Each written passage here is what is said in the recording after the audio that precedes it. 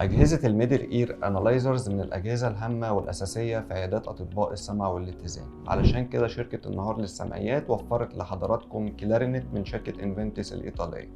كلارينت موجود منه نسختين، نسخة بيزك ونسخة بلس. النسختين بنقدر نعمل بيهم كل الكلينيكال تمبانومتري سواء كانت مانوال أو أوتوماتيك أو هاي فريكوانسي تمبانومتري. أما بالنسبة للأكوستيك ريفلكسز بنقدر نعمل بيها الأكوستيك ريفلكس سواء كانت إبسي لاترال أو كونترا لاترال، وكمان الريفلكس ديكي والريفلكس ليتنسي موجودين. اهم ما يميز شركه انفنتيس الايطاليه في الميدل اير انالايزرز هي التكنولوجيا اللي بيستخدموها في تصنيع البامب، الروتاري بامب ويز اندلس فلو، ودي اللي بتدي ديورابيلتي عاليه جدا للجهاز. اما عن البروب اللي بنستخدمها في شركه انفنتيس فهي ميتال بروب، وكمان معاها اكسترنال كنترول يونت بتسهل عليا الاستخدام اثناء الاختبارات. بشوف منها الستيتس بتاعه البروب في ودن البيشنت، وكمان بقدر اختار منها السايد بتاعه الاكزامينيشن. بنقدر نوصله على الكمبيوتر للطباعه، وكمان لو عايز اشوف الاختبار بشكل اكبر.